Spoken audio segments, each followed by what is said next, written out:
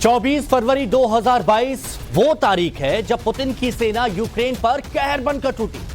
बिल्कुल उसी स्टाइल में जैसा कभी पुतिन साहब सोच रहे थे। पुतिन के प्लान के मुताबिक रूस की सेना को कुछ ही घंटों में कीव तक पहुंच जाना था और अगस्त से पहले पहले पूरे यूक्रेन को जीत लेने का इरादा था। लेकिन शुरुआत का ओवर कॉन्फिडेंस पुतिन की पलटन पर भारी पड़ गया।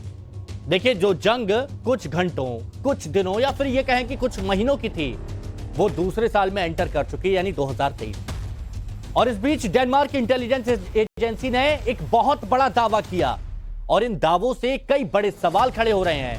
पहले वो हम आपको बता देते हैं कि वो आखिर सवाल कौन से हैं जो अब खड़े होने लगे।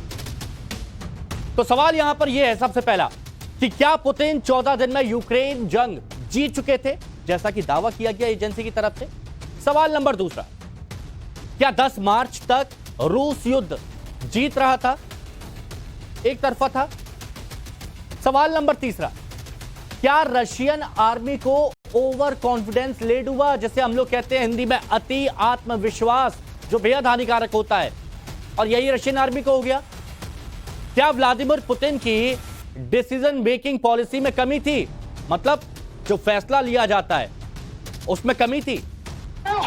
अब यहां पर हम आपको पुतिन की 4 गलतियां बताते हैं जिसने सबसे ज्यादा डैमेज किया है। सबसे पहली गलती, पुअर डिसीजन मेकिंग, यानी जब जो फैसला लेना चाहिए था उस वक्त फैसला ले नहीं पाते हैं और बाद में बोलते हो गलती हो गई, काश ऐसा हुआ होता उस वक्त तो अच्छा होता। दूसरी सबसे बड़ी गलती, और यह बहुत अहम है, चाटुकारों से घिरे रहना। जब आप चाटुकारों से घिरे रहते हैं तो उस वक्त आप सही फैसला नहीं ले पाते हैं और कई जो अहम चीज होती है उनको इग्नोर कर देते हैं। और यहां पर पुतिन ने सबसे बड़ी गलती कर दी, क्योंकि उन्होंने वही सुनना चाहा जो उनके चाटुकार करीबी उनको बता रहे थे।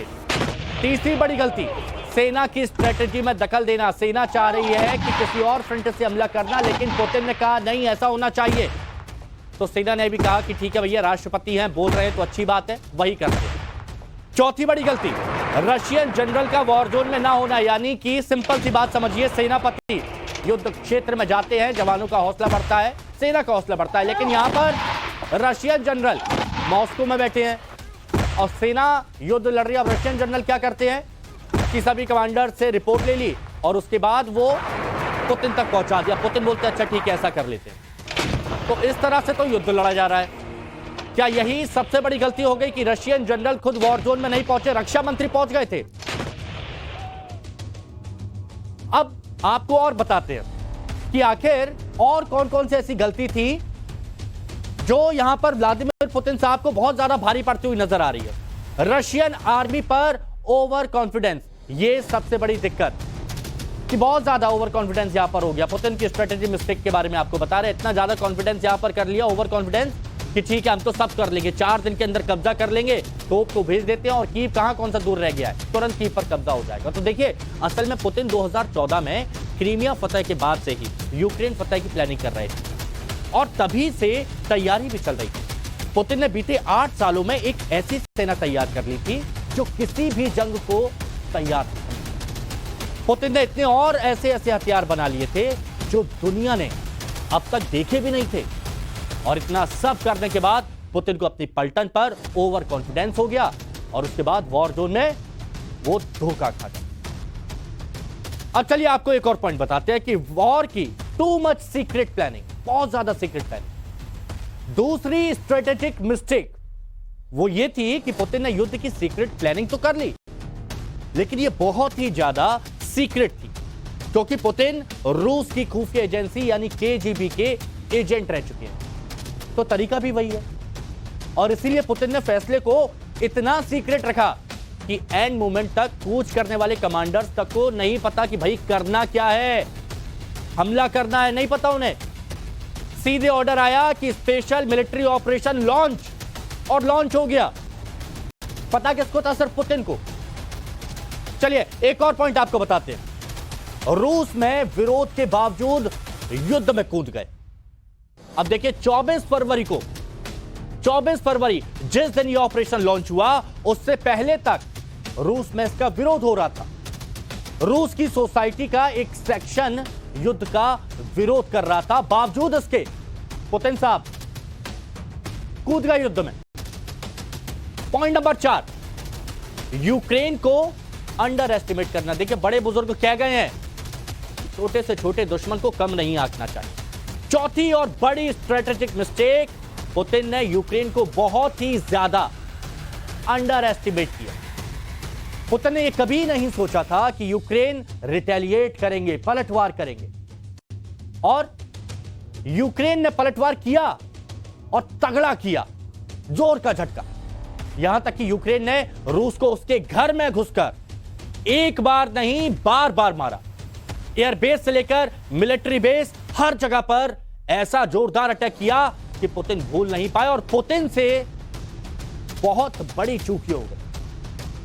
यूएसए, यूरोप, नेटो को नजरअंदाज किया, यह भी एक बहुत बड़ी गलती। पांचवी बड़ी स्ट्रेटेजिक गलती, पुतिन ने अमेरिका, यूरोप के सुपर पावर्स और नेटो को नजरअंदाज कर दिया। वो हम बोलते हैं ना कि चलिए इग्नोर, जबकि ये सारे पुतिन के एक गलत कदम का इंतजार कर रहे थे। पुतिन ने यूक्रेन पर हमला किया और इन सबको मौका मिल गया। क्या मौका मिला? रूस को घेरने का।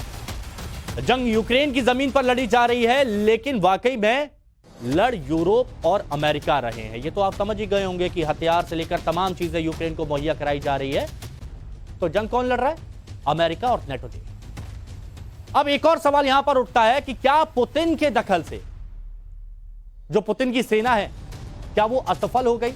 अभी हम आपको क्यों बता रहे हैं, फैसले जो कुछ लिए गए हैं वो समझिए। देखिए 10 मार्च 2022 युद्ध में फेल होने पर 8 जनरल बर्खास्त हो गए। जो शुरुआत में हमने आपको बताया था कि क्या अपने ही लोगों पर आप भरोसा नहीं कर पा रहे हैं, मन मुताबिक कुछ नहीं हुआ, तो क्या किया कि 8 जनरल बर्खास्त कर दिया कि भाई आप यूक्रेन पर नहीं कर पाए, जो मैंने सोचा था कि आप कीव पर कब्जा कर लेंगे, आप नहीं कर पाए, तो हम आपको बर्खास्त कर देंगे।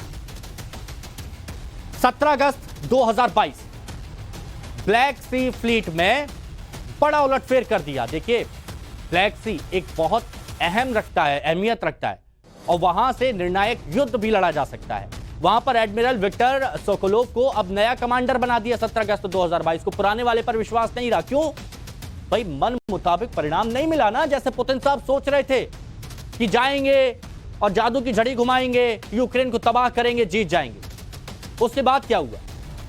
7 अक्टूबर 2022 पूर्वी सैन्य कमांडर को हटा दिया। क्यों भैया? पूर्व के मोर्चे से मन मुताबिक परिणाम वो नहीं निकाल पाए कि पूर्व के मोर्चे को संभालते हुए यूक्रेन को पूरी तरह से पीछे कर देंगे, वो नहीं कर पाए।